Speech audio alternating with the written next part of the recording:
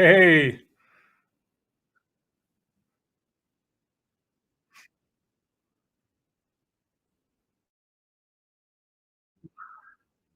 yeah, we'll see. Knock on wood.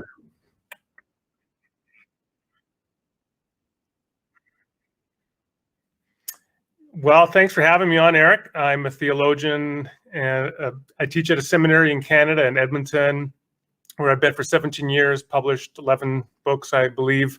Do a lot of apologetics on the side. I also teach in that area, so it's certainly a passion of mine.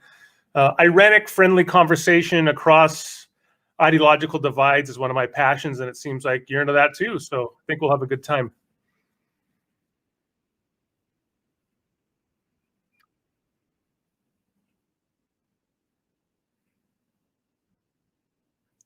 Huh.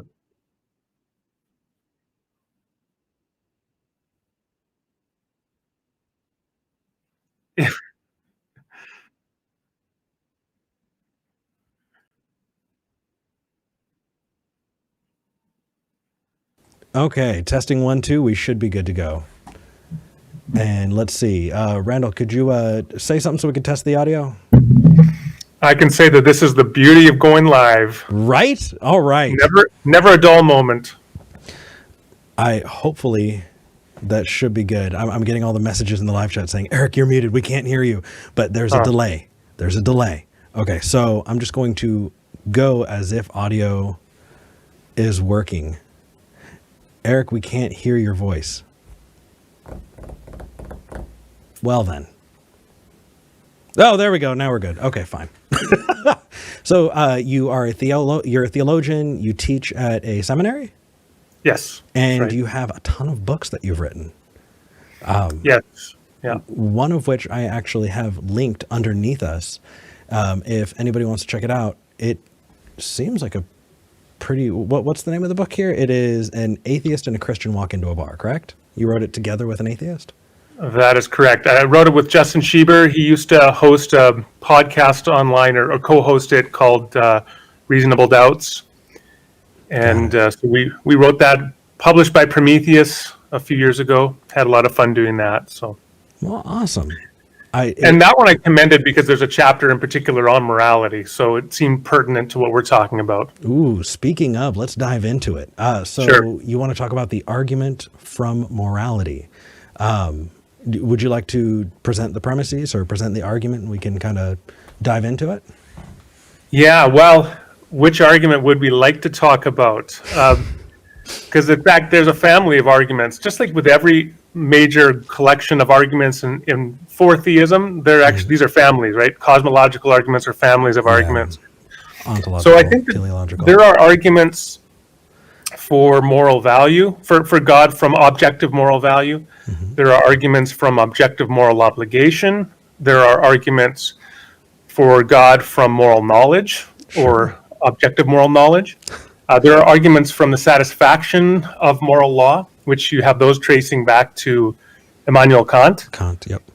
So that's like at least four major groups of arguments. Let's start with the building blocks so we can bring everybody Yeah. along with us. Excellent. So the way I understand it, Kant has said the premise 1 would be there are objective moral facts. Premise 2 would be God is most likely the reason or the source of those objective moral values. 3 would be God most likely exists because we can see those facts in the world. Is that close? So not quite. Kant's argument in Critique of Practical Reason, and I'm not it's been a while since I looked specifically at his argument, but the basic idea is that the existence of God is required to explain the satisfaction of justice. So it's based on the idea that if justice is not satisfied in this life, then there must be an afterlife and a just judge to ensure that justice is satisfied. And I'm myself, like I've never been particularly persuaded by Kant's argument. It may be that I'm just not getting it, but it doesn't strike me as a particularly strong one. But there's an argument that you could say that's in the family of Kantian-styled arguments from a contemporary philosopher, John Hare. He wrote a book probably 20 years ago called The Moral Gap. He also wrote an essay arguing the same thing where he argues that the existence of he argues that we have a sort of moral obligation to fulfill fulfill a moral law, but we cannot actually do it on our own, and yet we do have the obligation, and so there must be a God who ensures or grants us the grace to be able to fulfill the moral law that's been placed upon us. That's also not an argument that, I mean, I think it's an interesting argument, and he wrote an entire book defending it, so I think it's worth considering, but it's not one I'm particularly moved by. So I'm really moved more by arguments from moral value or moral obligation or moral knowledge. So we can certainly talk about those ones. Okay. Yeah. So let's start by defining a couple terms before we do. Right. So what do you mean by objective? Because I might agree with you if we are talking about, the words the same way. What do you mean by objective? So by objective, so we contrast objective to subjective or perhaps relative. Objective would be something that obtains irrespective of what any human or created moral agent or finite agent thinks about it. So for it to be objective means that even if everybody thinks counter to that, it nonetheless is true. So 2 + 2 = 4 is an example of an objective fact, because even if everybody said, no, 2 + 2 = 5, it would still be true that 2 + 2 = 4, and we'd actually be wrong. Or if it's sunny today, then even if everybody thinks it's raining for some reason, they're wrong, because in fact it is sunny today. So that's an objective fact, whereas a subjective fact would be one that's relative to a perceiver. So for example, classic example is flavors or taste, I should say. So the idea that, chocolate's the best flavor of ice cream. Well, that's true relative to you and to your taste, but relative to another person, they might prefer strawberry. So that would be an example of a subjective fact or a relative fact, because it's relative to a knower. Okay. And so then the idea is that moral facts belong in the objective category rather than the subjective category. So I think that let me run a couple of things by you, and maybe we can be on the same page here. Right. The first is the objective. When you say that it's the same outside of us, right? It's true whether or not we believe it, right? Or whether or not we agree with it. I want to be charitable and say, we could play word games, but I get what you're saying. But it sounds almost like you're saying that there's kind of a prescriptivist approach to that definition, right? That you can all disagree, and please tell me if I'm wrong, right? If everybody decides to just redefine rain to sunshine, they would still be wrong. Or what I'm wondering is doesn't our acceptance and use of that language require that we agree to it and understand it for it to be usable? So if I'm following you, what I think we need to distinguish is between propositions and statements. And so a proposition is a meaningful utterance. A statement is an inscription of a proposition in a particular linguistic form, such as English. So within English, we have certain conventions, and we give certain linguistic meanings to particular vocalizations. So when I say it is rainy today, that is true when it matches up to a state where H2O is falling from the sky. It is possible that English could evolve in its meaning so that it is rainy today comes to mean that the sun is out and there's no H2O falling from the sky. And so that would be an example of the fact that statements have conventional meanings, but the actual meaning conveyed through the statement is itself what I'm talking about, and that's the proposition. The proposition is non-linguistic. Sure. It's a basic meaning that gets codified through the conventions of language into spoken statements. Okay. And so the proposition I'm saying that is objective, that you can have different conventions as to how it is expressed in linguistic form. Cool. I appreciate the clarification. So moving in then, I guess, and I'm really interested because when we messaged back and forth, you also wanted to talk about properly basic, and I know that that can also tie into the moral argument. Let's first talk about that initial proposition and see where we go from there. That there are objective moral truths or objective moral facts. Why do you think so? I mean, Yeah. I could be convinced if we were to define it in a way that I don't know if you would agree with, right? I would be convinced if you said, hey, Eric, if we all agreed to what the objective was, then you could have objective moral, judgments and objective moral facts. But without us to agree on them, I don't understand how you could. No, I don't know I'm not sure what you mean by we agree, because there is always some degree of disagreement in the world. Sure. And so universal consent is not required to have a reasonable belief or to have knowledge. So are you saying that there's some fundamental inability of human beings to talk about moral facts that sort of just hobbles the discourse at the outset? No. I'm saying that if we're talking about whether or not a thing is moral, we can. And we do, and we are. That said, I can contextualize it, and I'm giving you how I would be convinced of objective morals, and that would be if we see the most common that are brought up are human well-being and flourishing, and the trying to eliminate as much pain and suffering as we can. And if we were to make those the objective, then given a finite set of circumstances, you can kind of ferret out what the objective moral thing to do would be. But if we don't have that first piece of agreeing on what the objective is, then we couldn't. Unless, of course, you're appealing to a mind outside of us, which you are. I'm wondering, would you see my version of objective morality in the same way, or would you see that differently? I don't know a lot about your understanding of morality or of objective morality, but let me just begin with an analogy with sense perception. Sure. And then we'll just go from there. So a person, properly functioning human beings, they can perceive colors.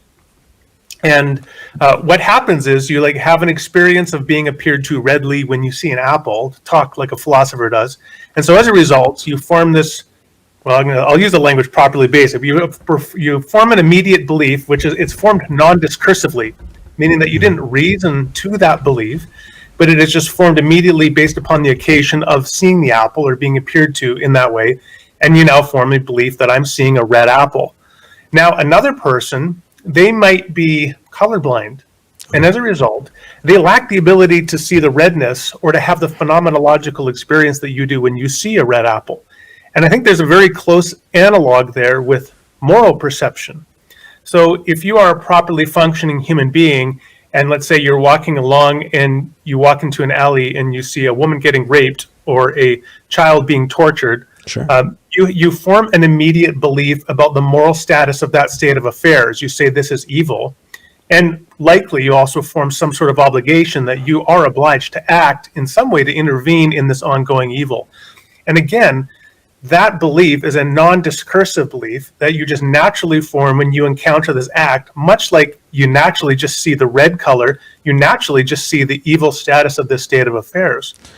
Now, just as you can have a colorblind person, you could have a psychopath. And a clinical psychopath is a person who lacks the ability to grasp moral values in the way that other properly functioning human beings do. So it seems to me, actually, that the vast majority of us, while we are by no means perfect in our moral reasoning, we do have some intuitive, basic grasp of moral value and of moral obligation. That's interesting, and I'm glad that you brought that up. That definitely helps lead the discourse. I appreciate it. You said properly basic, and that intuition, and I know that Plantinga applied that. And originally, it came from Calvin, and the idea of something being properly basic, it being intuitive, it just kind of coming to you, and you just knowing a thing, right? So in the same way that if you see someone being tortured, like you're saying, you go, you know what, I should do something. I get that. Do you apply that to the God belief? Well, so first of all, I would just say that the distinction between properly basic and properly non-basic is not a reformed theological position. It's rather really the mainstream position in epistemology, or the philosophy of knowledge. Well, I mean, So there are like three major sort of approaches to, well, really two live, I think most influential approaches to the philosophy of knowledge in what we call noetic structure, or how our beliefs are formed and how justification and possibly knowledge and rationality is transferred through our beliefs. So there's a view called coherentism, and then there's a view called foundationalism. And so, yes, Alvin Plantinga is a foundationalist, and what he does is he melds his theological views with his, philosophy, which is not in and of itself religious. It's just a philosophical framework that many philosophers use. And I too am a foundationalist, so I speak in those terms. And yes, I do apply this as well to belief in God. Okay. So there are a couple of places that I'd love to kind of pick in, but I feel like that would be nitpicking the bigger issues. And I want to make sure that we have time for them, because you know how we can just go down rabbit holes. I know that I can. So I misspoke. I apologize. It was Calvin who reasoned the sensus divinitatis. Is that right? The divine sense, which is, from what I understand, Calvin uses that Latin phrase, a sensus divinitatis, an idea of a basic ability to perceive God. There are certainly other ways to talk about proper basicality and theistic belief than that one, but yeah. Okay. What would that be? What grounds your view of a God being properly basic? Calvin's views? Well, the sense of the divine. How do you ground your view in a God existing as properly basic? Like in the examples that you gave are wonderful, things that come to us very clearly. And we can also hopefully agree that something being properly basic doesn't mean that it's true. And so that's going to be another hurdle. Yeah, there's another hurdle. We're properly basic. What properly basic means is that it's rational and justified. Mm-hmm. And whether it is also true is an independent question, but it would have to also be true in order to constitute knowledge. Right. Sorry, I don't follow the JTB definition of knowledge, but I get what you're saying. Okay. So, I'm an externalist. So what that means is that I have a critique of the classic JTB definition of knowledge. Not that I toss it out, but I think it needs to be supplemented. So there has to be something like justification. Mm-hmm. There also definitely has to be truth in order for it to be knowledge. In other words, there has to be a right relationship with this fact or state of affairs, or however you want to describe it. But let me just, in terms of proper basicality, we don't have to talk about morality. We could talk about this more for sure, and then maybe come back to it. Sure. So in terms of what kind of beliefs are properly basic or could be properly basic? There are two basic approaches to that philosophers have taken. Some have taken an a priori approach, meaning that they begin with a stipulation at the outset about what kind of beliefs could possibly have that status. And that approach has typically taken a very narrow view. So they've said, well, the only kinds of beliefs that could be properly basic are perhaps beliefs that are self-evident, mm-hmm. and maybe incorrigible, meaning you could not be wrong about them. And what that ends up doing is making a very limited set of beliefs that can be properly basic, such as the belief that I seem to exist, or that I seem to feel pain, or 2 + 2 = 4, maybe basic logical axioms. Mm-hmm. But that's a very narrow set of beliefs, and one of the problems with that is, how do you justify all of the other beliefs that we have about the world based upon that very narrow set of beliefs? So that's one of the many problems with what is called classical foundationalism. So what I am is I'm a moderate foundationalist, and I take a different approach, and I say, I think the way that we should identify which beliefs can be possibly properly basic is through an a posteriori approach, meaning it's empirical, that you go out and you look at how people typically form beliefs non-discursively, and you adopt a sort of innocent until proven guilty approach to those. And certainly belief in the existence of God are among many beliefs that people form in that manner, so it would be granted sort of innocent until proven guilty status. So, question. Does that apply to every God belief? Is this more of a deistic claim that you're making? That, the God, any pantheon of deities, that those would all be innocent until proven guilty? I mean, I'm just wondering if this is theistic or deistic. If it's deistic, great. If it's theistic, great. I just kind of want to know what path we're on. Well, what it is it's relative to individuals, and which is true of all our beliefs. So the fact that I form a particular, let's say I form like another type of belief I think is properly basic or can be, is belief formed by way of testimony. So if I'm looking for directions for a restaurant and I go up to some guy and say, hey, where's the pizza joint? And he says 6 blocks west. I form the belief that the pizza place is 6 blocks west immediately and non-discursively, simply based upon his testimony, which seems to be credible. And that's what we call the principle of testimony, that it's held as truthful unless you have some overriding reason to doubt it. So the kind of testimonial beliefs you'll form is relative to the individual and their experience, and it's likewise true with belief in God. So if you are, a particular religious tradition and you seem to have a particular experience of the divine, that could be properly basic for you. Doesn't mean it's true, Sure. but it certainly can be rational and justified. So a Mormon, a Christian, a Muslim, or somebody else could each, relative to their experience and background beliefs, have certain beliefs that are considered to be justified until they're shown to be unjustified. Okay. So just so that I'm making sure I'm staying within the right realm here, you're saying properly basic is useful in getting us to the idea that a God exists, because after that it can be any, right? Like so this is a deist argument. More along the lines of ontological, teleological, those kinds of things. So I mentioned, for example, testimony. So again, I think a lot of what we come to know about the world is properly basic and by way of testimony. So, for example, when when you watch one of these meetings where they're talking about the coronavirus, and then you have on Dr. Fauci or someone who comes on and he tells you something about the coronavirus, and you can form a belief about the coronavirus based upon his credible testimony without empirically or otherwise doing some additional reasoning. You form a properly basic belief based upon his testimony. So that is one way that moderate foundationalists like myself think about testimony, that you don't have to reason to it, you can reason from it. So that's why it's properly basic. So if you can form beliefs about the coronavirus or all sorts of other things by way of testimony, you can also form beliefs about who God is and what God expects of us by way of testimony. Let's say my testimony within the Christian community or a Mormon's testimony within their community. So we each have our properly basic sets of beliefs that are rational and justified. And now each one of us wants to hopefully debate with the other in a reasonable and irenic way to show why the other is in fact wrong, and thus their beliefs are false. And if I'm successful in doing that, I could perhaps undermine a Mormon's justification for accepting the testimony they had originally received, and vice versa. They could do that for me. But the point is that each of us can have testimonial beliefs that are properly basic until you have evidence to doubt them.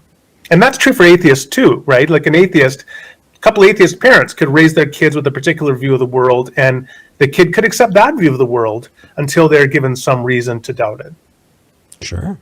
Yeah, I was raised in a Christian family, and I was a Christian for a significant part of my life. I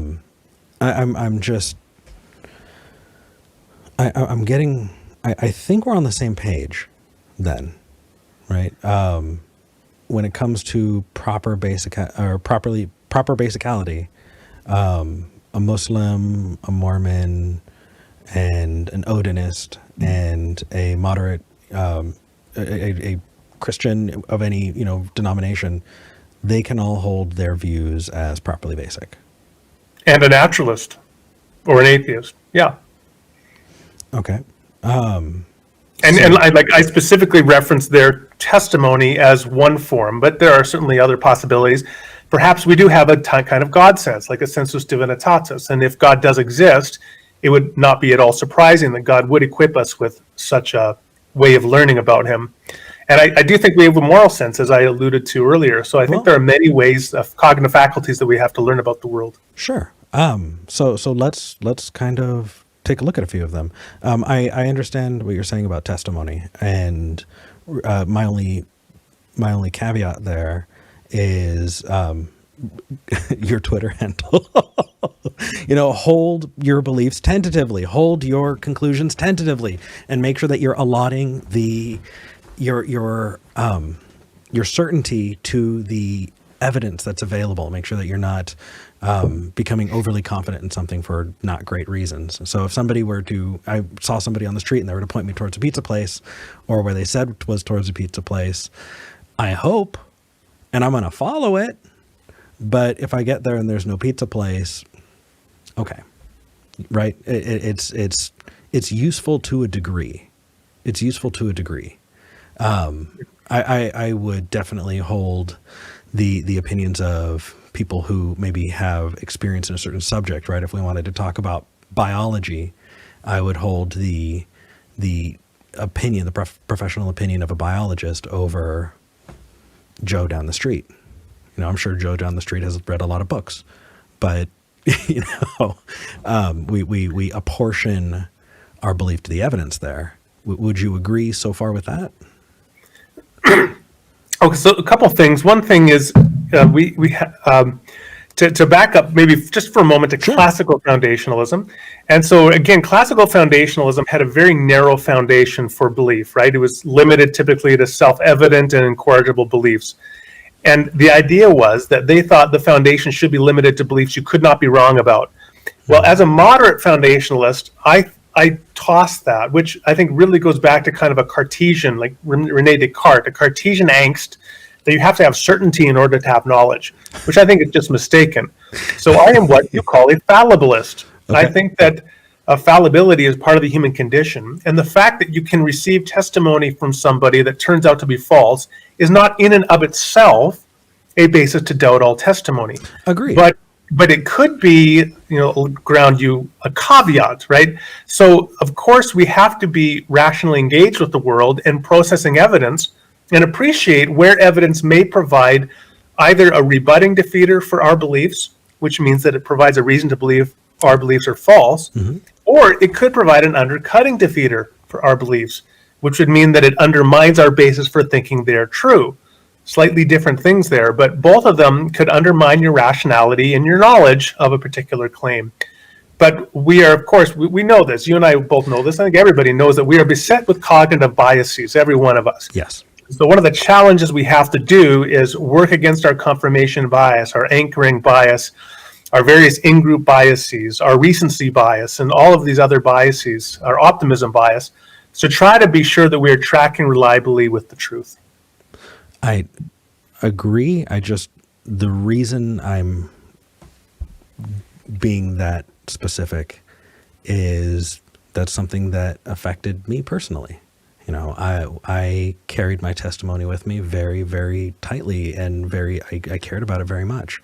And I've heard many, many testimonies. I apportioned a whole lot more confidence in those testimonies than I should have. And when you're saying testimony is something that's properly basic, my first thought is, look, I'll follow you so long as we understand that, as you said, people are fallible, that the world is it's not just because something is properly basic doesn't mean it's true, right? You still argue about that stuff. So you said something interesting. Maybe we have a sense of the divine. Was that something you were throwing out there, or is that something that you believe? I mean, I'm wanting to challenge you on these, but I want to kind of pin down what you think about them first. I don't want to. I don't want to straw man you.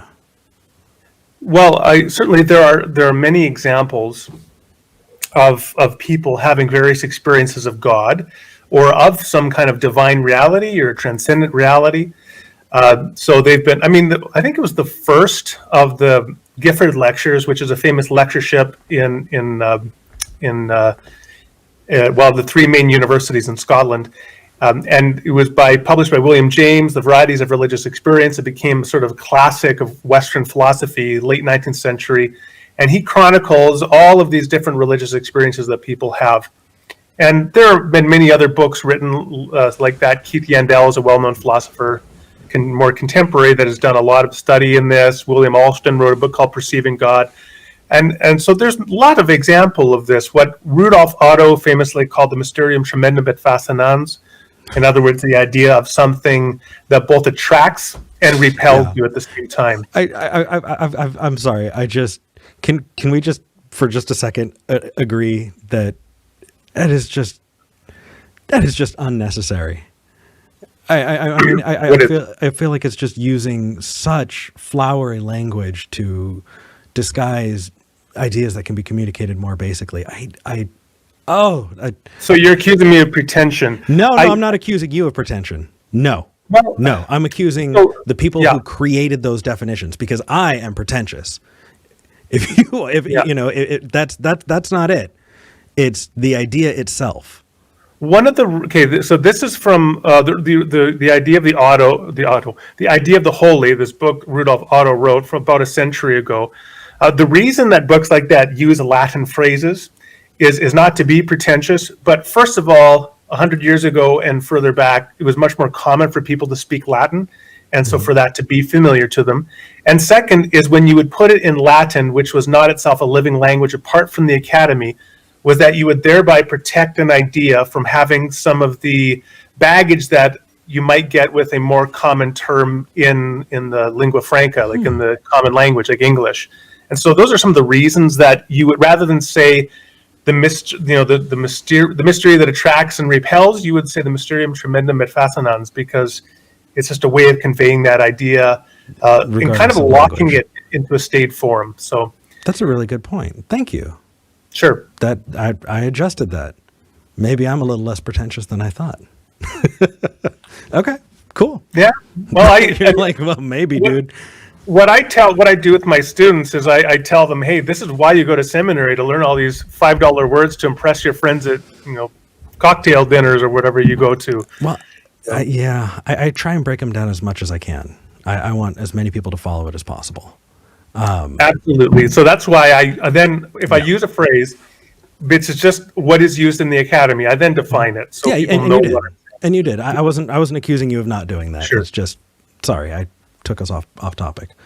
No, that's fine. So one of my favorite songs from the 70s was by a fella named Burton Cummings. Mm-hmm. And he was the lead singer as well of the Guess Who, great Canadian band. And it's like one of their biggest hits was American Woman back in 1970, I believe. So most people know that song. Well, he had this big song in 75 called I'm Scared. He was not a religious man. Still around today, still tours, still not religious to my knowledge. But in that song, he describes in November 1974 walking into St. Thomas Church, which was it's a very large church in New York City. And he just stepped in to get out of the windy, cold day. And he said he was overcome, and he talks about it in this song, by this sense of some mysterious presence that was essentially both attracting and repelling him. And he was terrified. So the whole song, I'm Scared, tells his phenomenology, his story of this experience. There are a lot of people that have experiences like that. And I think we have to keep an open mind, right? That they may very well be tracking with something. I agree, just not entirely. I wouldn't discount somebody's personal experience. What I would look into is whether or not what they're reporting tracks with reality. So it's hardwired into us. There are so many of those things that are hardwired into us. If we look at our evolutionary history, right, it benefited us to see a lion in the tall grass that wasn't there over not seeing the one that was, right? We see faces in the clouds for a reason. There are so many amazing things that our brain does that freaks us out or gives us these feelings that we don't understand, that to discount somebody experiencing that would be terrible. And I wouldn't do that at all. But what I would challenge is the validity of, how much of that tracks to the real world. So, Yeah. An example it came up in the live chat. Actually, somebody said, "Okay, well, if you have there are plenty of people who have testimonies of being abducted by aliens, and they appear to be, consistent to a degree. Would that make the view of aliens being properly basic? Would the belief in aliens be properly basic? Considering." Let me say a couple of things, and then specifically address that. So, Sure. First thing I want to say is what you're talking about is, I forget. I mean, you may recall the term. I forget the term. I know Daniel Dennett, among others, talks about like the intentionality fallacy or something like that, where he uses that language that evolution would have equipped us to over-perceive the presence of intentionality or mind, and because of the evolutionary advantage, like the wrestling grass on the savannah. So if it's actually the wind, you don't lose anything by thinking it's a tiger. But if you think it's a tiger, then your life could be saved. And so you Right. get selected, and the guy who doesn't have that bias gets eliminated. Yep. And so eventually we all get it. Exactly. So that would be an example that you're trying to present of what I called earlier an undercutting defeater, where you're not showing that, in fact, this person isn't perceiving something, but you're undermining their basis for thinking they are perceiving it, because you believe that you have a simpler explanation of it. So I would just say that it would, first of all, it would really depend upon the case. In this case, Burton come. Uh-oh. Randall, you froze again. So I am going to try and refresh the connection and see if that fixes it. Randall, are you there? Yes. I lost you for a second. You said Burton come, and then that was it. So, I'll say, okay, it must be the devil then, right? That's my intentional bias. That's okay. You never want this show to go on. That's clear. Oh, come on. I was so excited to have you on and talk to you. Let me just talk about the aliens thing. Yeah. If I may. Yeah. So, yeah. So let me give an analogy here, first of all, because I think one thing we have to realize is that the testimony, again, is very much person relative. So let's say that all the evidence points to me having murdered a particular person, in terms of, that there's two people who say they saw me at the scene of the crime, and there's a motive, and my thumbprint is found on the murder weapon or something. But I also have a very strong, overwhelming conviction that I was at home all day.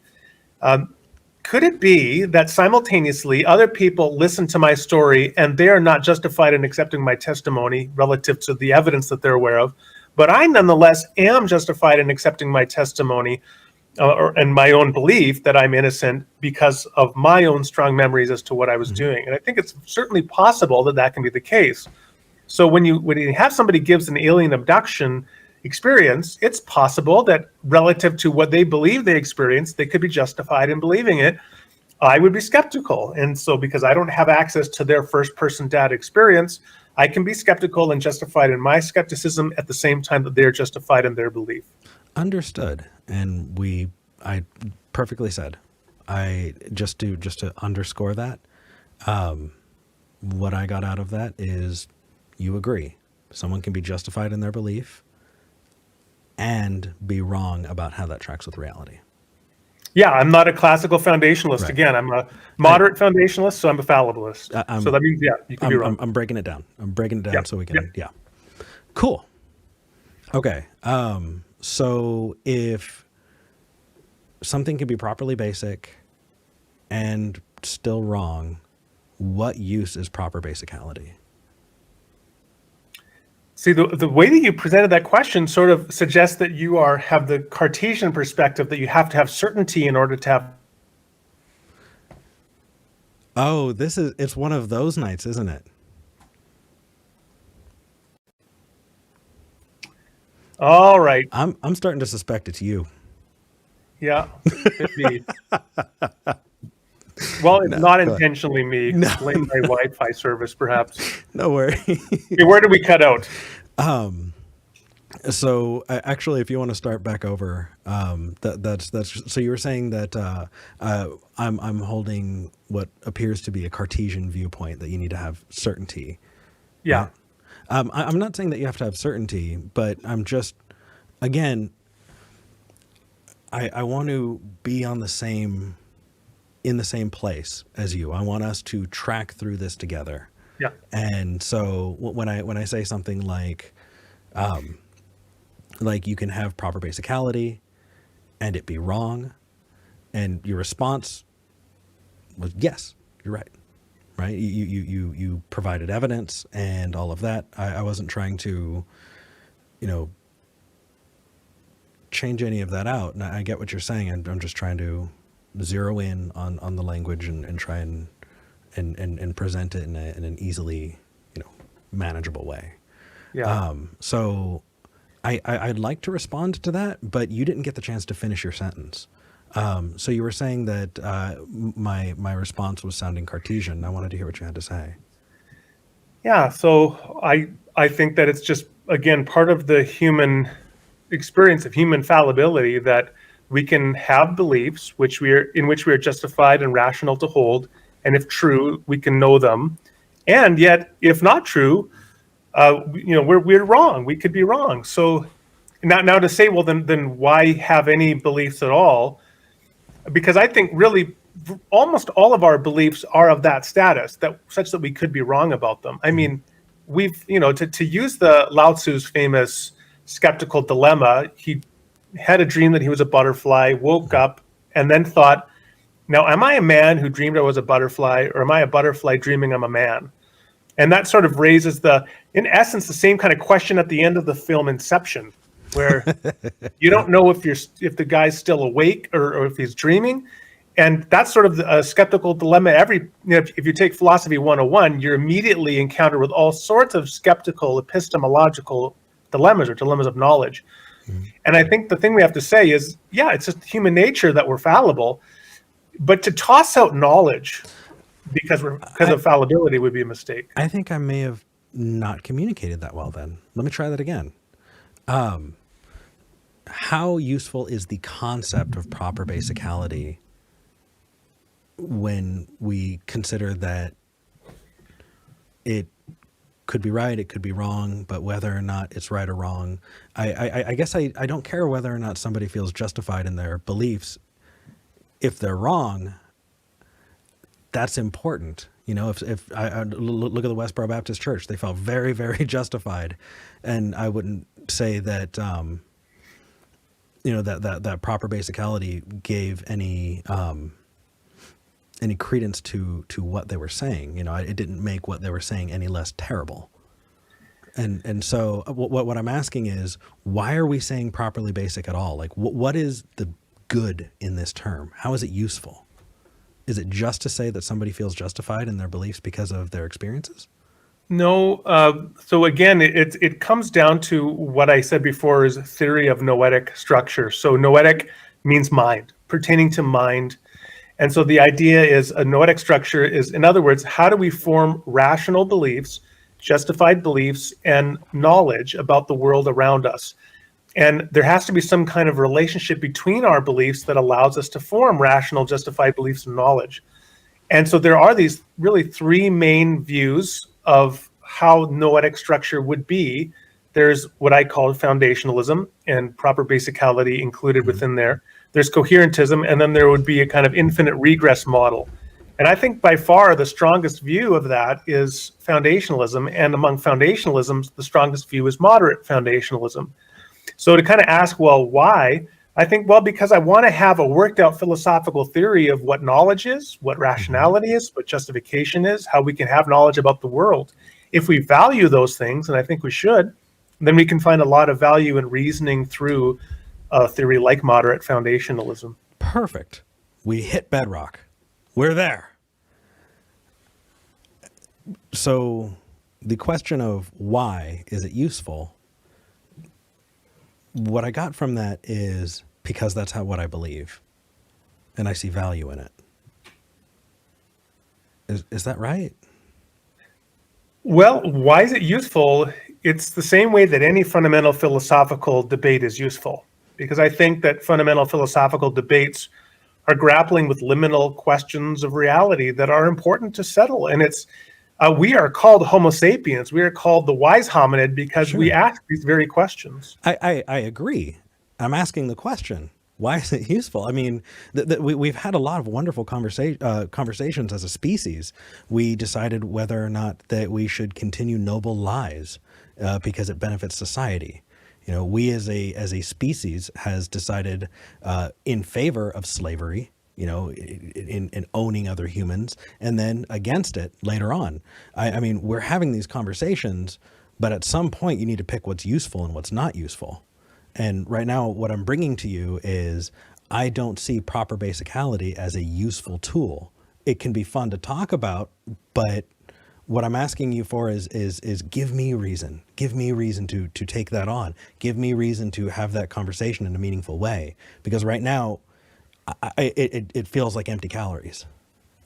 Wow. So the way that you phrase that, is it useful, is very much has been called the great American philosophy, namely pragmatism. And pragmatism is a philosophical orientation that focuses simply on what works and uses ideas or pursues ideas simply in terms of sort of their immediate payoff. I would suggest that the relationship between pragmatism and philosophy more generally is kind of like the focus on technology at the expense of pure science. And I would suggest there's a limit there, that if you always are saying, yeah, but what's the technological application? And I would say, well, let's just hold off. Sometimes there's value in simply the pursuit of pure knowledge about the nature of the world, to pursue pure science. And sometimes you may not appreciate the immediate, the technological possibilities that come later, but there's still intrinsic value in asking those questions. I agree. I guess what I'm carrying with me, this disposition comes from a bent toward wanting to discern what is true from what is not true, what is real about the world from what is false. And when I look at this concept, I understand it has a definition. I understand that we can talk about it. Does that concept get us any closer to determining whether or not something is true? And it could be beneficial in that we have a great time talking about it, and it can be beneficial in ways that I haven't even thought of. And I'm very willing to accept that. Is it beneficial in the evaluation of truth claims? Is it beneficial in if somebody were to say, hey, I believe it because it's properly basic? Is that, well, you already said that it's not a great reason, because they could still be wrong. You know, they still need to have that discussion.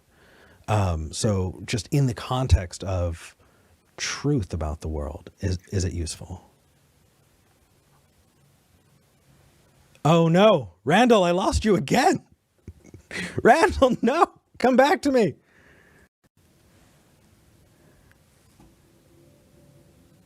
Uh-oh. I don't know if he's back. Hey, Yeah. how far in did I lose you? I was just started talking, so I heard everything. Okay. So we're good. So it depends to respond. Are you hearing me okay? I am. Okay, good. Yes. So it depends on the kind of question we want to answer. If the question is something like, does God exist? Well, the conversation over the nature of noetic structure and foundationalism and proper basicality is not going to give you the answer to that question. Okay. But if your question is, well, how do we form basic beliefs and what kind of beliefs can be properly basic? That's precisely the kinds of questions it is aiming to answer.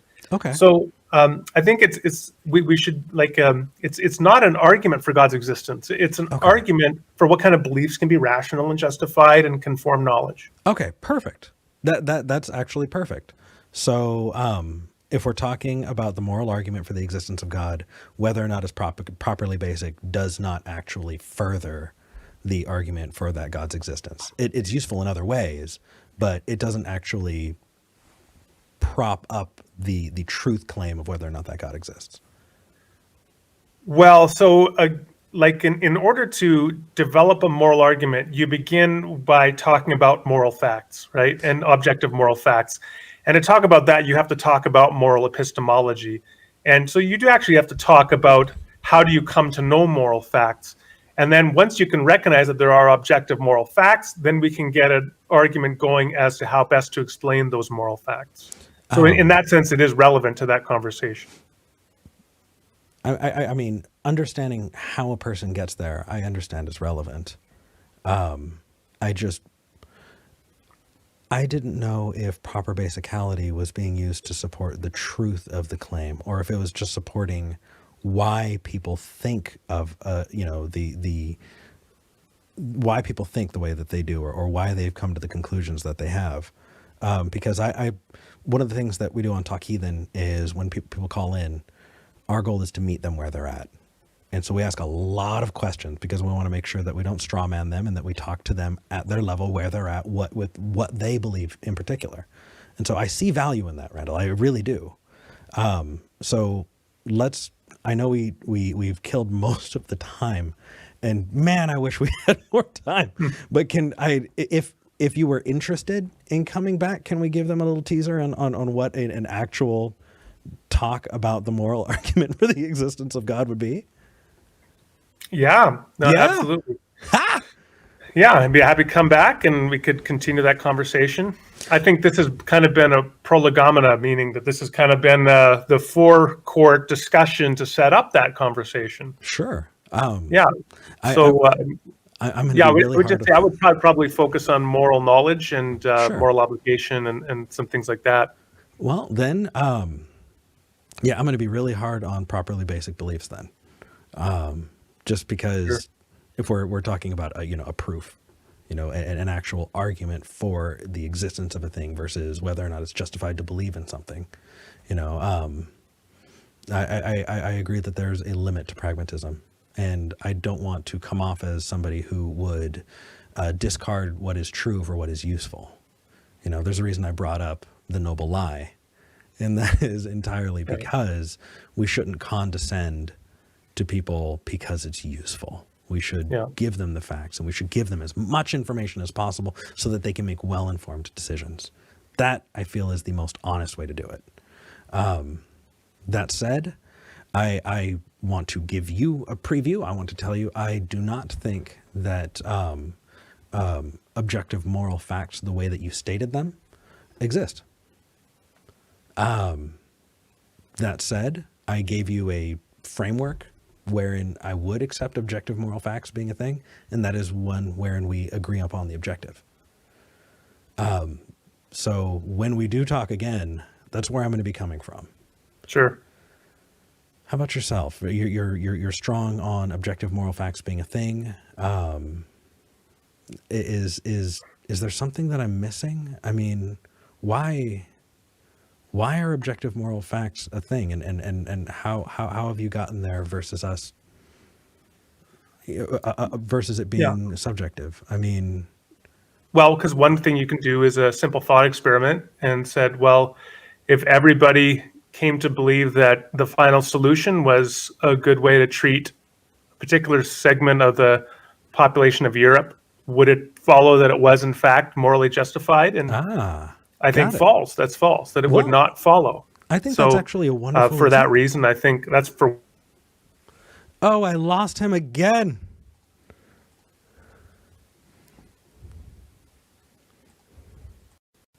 No. Randall, you were saying that you have a final solution in mind and you wanted to tell us about it. Lovely. Okay, that's where we are. So counterfactually, let's say the Nazis won World War II and everybody came to believe the final solution was justified and that Jews had to be eradicated and the genocide of the Jewish population was morally justified. It would not follow that, in fact, it was morally justified. And it would not follow because it is an objective fact that it is morally wrong to perpetuate the kind of genocide. So that's an example of why we would believe that these facts are independent of our attitudes about them. Their facticity is independent of it. I love the word facticity. I don't care if that makes me sound smug. I love the word. It just sounds good on the mouth. It feels good to say. Facticity. I would say that is a exact example of why I think it's subjective. Because unless you're saying that you have access to morality in a way that our ancestors didn't, even as back as 2 generations, then we can look at that and say, hey, we think that's wrong. But why didn't the Nazis think it's wrong? They thought it was right. So did they not have access to objective morals? Because if that's the case, then I don't know if that's well reasoned. I agree that genocide is bad, That said, if there were objective morals, how come they didn't? Okay, so a couple of things here. One thing is the fact that our cognitive faculties can misperceive. So, for example, we can sense perceive something that isn't there. We can hallucinate or something. It doesn't follow that we don't sense perceive about the world. And I'd say in the same way, the fact that people can have faulty moral beliefs does not mean that they do not actually have some moral perception of the world. Another thing I would point out is that many people, what they end up doing is they act in a certain way that is actually counter to what they know to be true.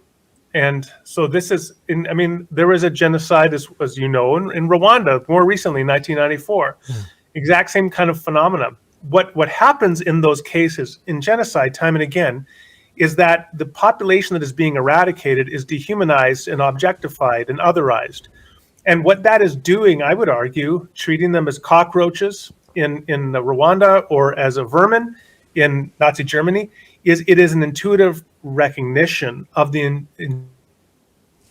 No, we're not doing that at the end, Randall. I'm bringing you back from the dead. It is an intuitive. Yeah. So the man, I think I'm just going to end with this because next time we do it, we'll maybe I'll record it at my school. We might have better Wi-Fi there. I'm not sure what the issue is. Yeah, no worries. But the what ends up doing is people justify actions that they know to be wrong, and that's what happens in genocide. And that's why one of the things is that's why there's a massive psychological fallout after genocide, and when people are complicit in it. So you have something in Rwanda for 20 years spends a. Oh, Randall, I don't know if we. You're super right, man. You're right. It's happening. I wanted to get people excited because I wanted them to hear your side, and I don't want you to think that I'm just spearing you and then, ousting. But I think this has been really good. I really enjoy talking to you, man. This was a lot of fun. Yeah, we just scratched the surface, but I'm ready to do some more scratching. An hour, right? See, that's the thing. That's when you get bit by the philosophy bug, it just eats you, man.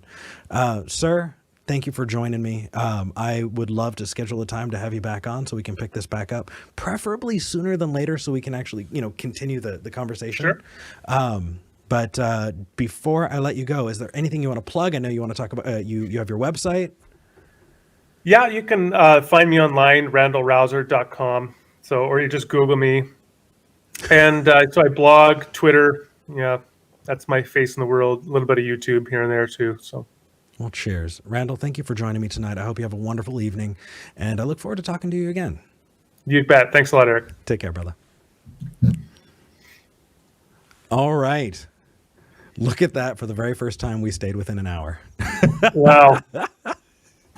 Yeah, that is really too bad. I don't know what the issue is with the... Hold on just a second. I'm finishing out. Give me just a second. Okay.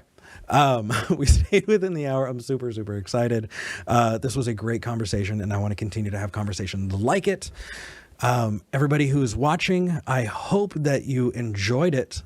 We've got a lot more to go through. And if there needs to be more broken down, let me know what you thought. Because if we were kind of going at it at a different level, I'd love to kind of adjust and see how we can have the conversation best. That said, I would not be able to do this if it wasn't for my patrons. And I did get a new patron since 2 days ago. Philip, welcome. Thank you so much. If you'd like to become a patron, you can go to patreon.com/Eric Murphy. I'm putting out a lot more content. I'm streaming tomorrow on Twitch. So that's every Saturday, Monday through Friday. I'm streaming on Facebook from noon to 1 so we can have lunch together. And stay tuned for more Murphy's Law, because we're going to be reviewing more calls and all of that. In the meantime, though, have a wonderful rest of your evening. Thank you so much again for joining.